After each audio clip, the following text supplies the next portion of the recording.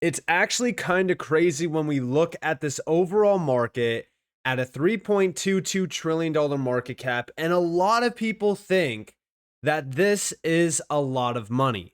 Now, yes, technically speaking, it is, but when we compare it to traditional markets, guys, this is just a drop of water in the bucket. Now, I bring this up because, yes, I do believe that crypto is going to a $50 to $100 trillion plus market cap in the long-term span, because this technology is going to change everything around us, and majority of the world right now are still asleep at the wheel. Like, listen, retail, believe it or not, is not here in scale. There's still roughly at most maybe 10% of the retail sector actually focused on crypto, and they don't even understand that this is going to be a part of their everyday life very soon. And with that being said, we have a lot to talk about. We have a lot to go over. So welcome to the channel, everyone. My name is Nick. For those that are new to the channel, hopefully by the end of this video, you do become a subscriber. So if we go back in time and we really look at this overall chart here, this is the crypto market cap. And, over time, we have gotten to the $3+ trillion market cap level. We broke over the 2021 all-time high already. And I do believe that crypto is set to go on another massive tear, ultimately to potentially $5 to $7 trillion. Now, as we do really kind of think about that, is that a very significant amount of money? Yes, technically it is. But when we look at markets like the S&P 500, I don't believe that we are at a point in time where we could say, yeah, we're too late, we're no longer early. The S&P 500 market capitalization is $50 trillion. That's right, it's over $50 trillion. And this is a market dominated by, companies that are selling products, or, certain, tech companies like Google. And, as we really look at a lot of these companies, though, they're not selling 100% tech. And I bring this up because as we really look at crypto, the overall crypto market is valued at about roughly $3.22 trillion. Now, yes, a lot of the projects in this space are not just technology, but for the most part, what is valuable behind these projects is the network, the technology, what it has to offer. And when we think about the S&P 500, a lot of the companies tied to the S&P 500 are looking into adopting and utilizing blockchain and DLT. And if we're thinking about that, okay, how big do we think the tech is actually going to be when these multi-trillion-dollar companies are going to be utilizing it? Or how about when we look at the global scale and we look at all the central bankers, the institutions, the financial giants of the world, and how they're also pushing for the technology? So if we think about that, it can't be cheap. It won't be cheap. Which brings me to XRP. Because XRP today has a market cap of sub $100 billion. Even if we're going off of the fully diluted value, $145 billion. Now, like I said, to some people, this could seem like a lot of money, but on the grand scheme of things, this is not a lot of money. Now, I bring this up because also I want to compare it to, a lot of the companies out there, but also Bitcoin. This is a comparison of the market cap of Bitcoin, Nvidia, Apple, Microsoft, Amazon, and Google. Okay, if we're thinking about this, if we had the market cap of Bitcoin today, XRP would be valued at about roughly $32.50, an upside of roughly 23.38x. If we had the market cap of Nvidia, XRP would be sitting at about roughly $59.05, an upside of 42.48%, or 48x. And then also, if we had the market cap of Apple, we would be sitting at about $62.57, an upside of about roughly 45.02x. Microsoft, $56.04, an upside of 40.32x. Amazon, $38.49, an upside of 27.69x. And then, of course, Google, $36.56, an upside of 26.31x. Now, again, Am I expecting XRP to surpass Bitcoin and go to these market caps this cycle? Absolutely not. But I do believe that in the long-term span of this market, XRP and a lot of these utility-based projects are set to go to incredible heights because the value behind these networks, the value behind the tech is extremely valuable. And I always say that, when we look at what's going on right now from the big players, they're pushing for tokenization. They're pushing for, digitalization of essentially everything around us.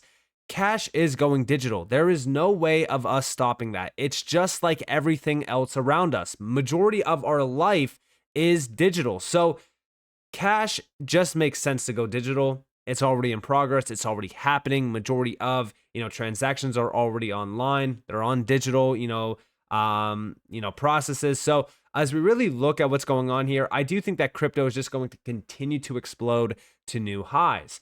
Now, with that in mind, let's talk about what's happening. Number one, we have here the incoming Treasury Secretary of the United States said in June, we are going to have some kind of grand global economic reordering. The entire world understands what is happening now. The foundation of the system is changing. And yes, literally everything around us is changing. Money is changing. Currencies, the way that currencies work, the way that, currencies are exchanged and, how payments are made, everything is changing. I just had an incredible conversation at the bank the other day. The teller even said, I hope that within my time, they don't replace the banks because they see it as well. They understand that banks are on their way out. Nobody wants to go into a bank. Nobody wants to go and stand in line. Nobody wants to wait. They want to be able to easily transfer money, do whatever they want to do with their bank accounts and their, money. So as we think about what's happening, yeah, everything is changing. Traditional banking, traditional finance, it's all, experiencing a change right now. It's already in progress. And all we have to do is really kind of wait, plant our seeds, wait for them to grow significantly, and we will be happy. But also, when we look at crypto adoption, the institutions are here. Hong Kong's largest digital bank, ZA Bank, launches crypto trading. They're all pushing this forward. They're all trying to push crypto to their clients because they know that this is not going to stop. This is only going to continue to grow and grow and grow. Every single cycle, crypto gets bigger. The exposure to crypto gets larger. It's only a matter of time until we really kind of start to see mass adoption of the tech.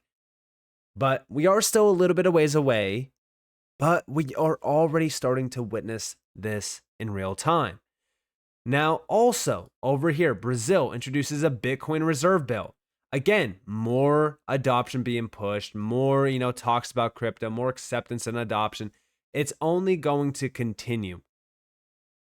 And also, as we look at legalization and acceptance, even Morocco, who, banned crypto back in 2017, well, now they are drafting a law to legalize and regulate crypto. And this is going to be a big talking subject for the next roughly 12 plus months because crypto regulation is happening in 2025.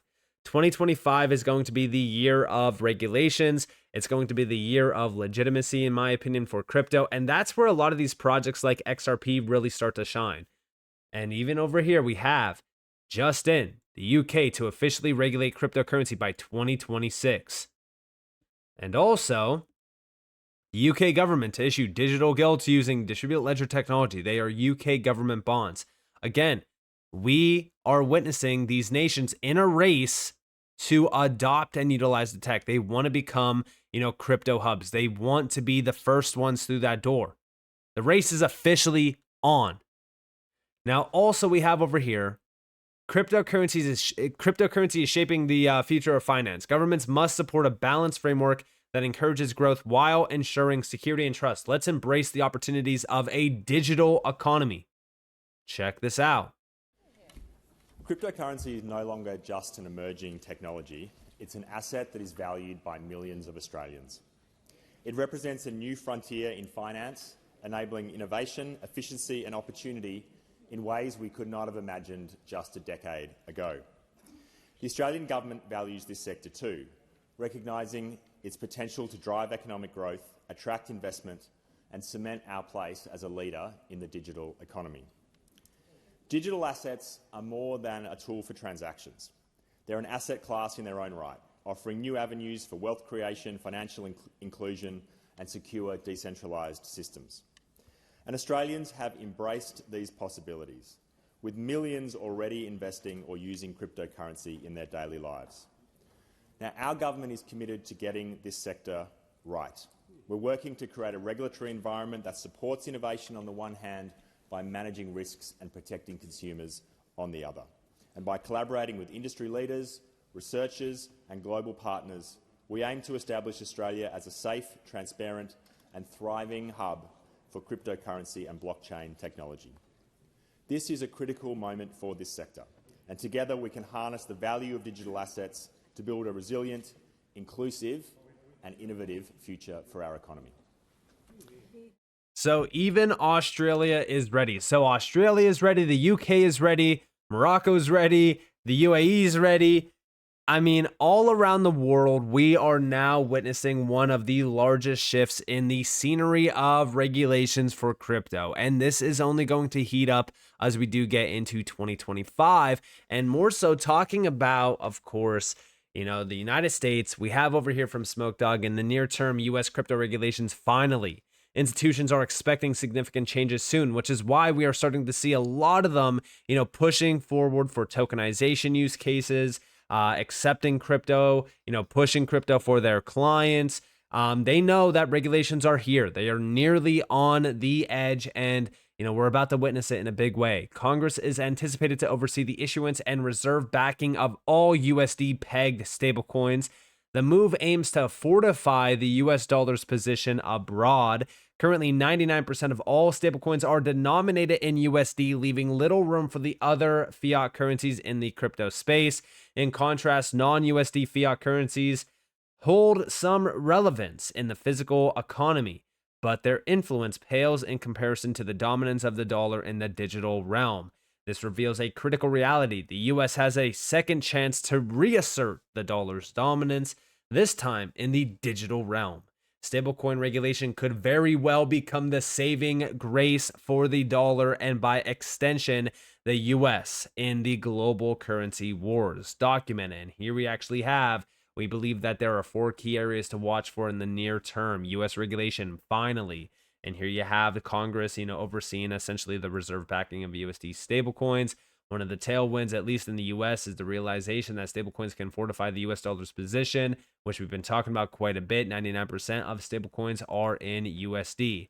But as we really think about what's going on here, regulations are happening. They are happening and they are nearly here. I would argue that, we probably don't actually have 12 months. All of these timelines that we have been reading, that we've been watching for, some of them have been hitting, but a lot of them have happened a lot sooner than expected. So as we really look at what's going on right now, I don't think that we have much more time left until this space is fully regulated.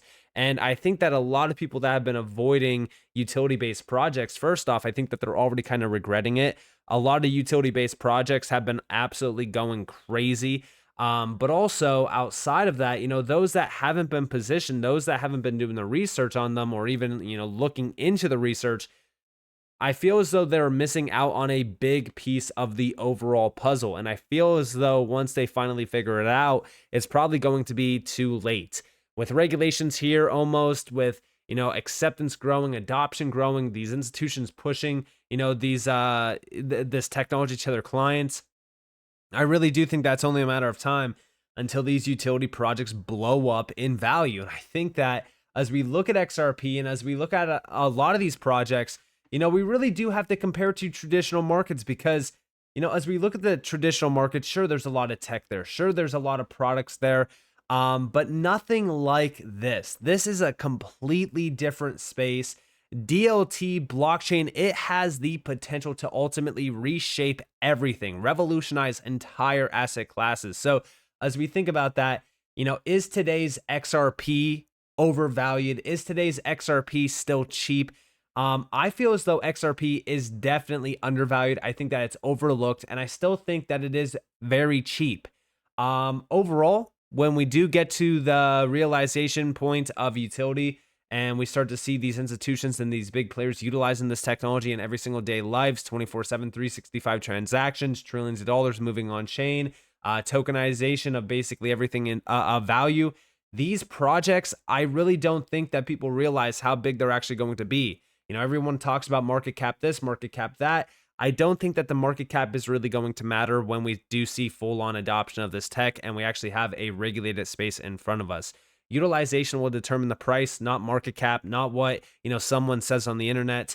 And I do think that with the adoption of these technologies, they're going to grow significantly, just like a lot of the .com stocks that came out. And you know, when we look at a lot of those companies, a lot of people wrote them off. Then they said there's no way that they're going to be used. There's no way that they're going to be worth, you know, this price, that price, whatever. And all of a sudden, everyone's using, you know, some of those companies today for basically everything. So I think that's going to be the same exact thing. I think that's going to be the same process. So with that being said, I hope that you guys enjoyed this video. If you guys did, definitely leave a like, subscribe, to notifications on because more free content. You guys are more than welcome to follow me on Twitter and join the free Discord down in the description below. And with that being said, guys, it's been Nick. Thanks for watching. Peace out.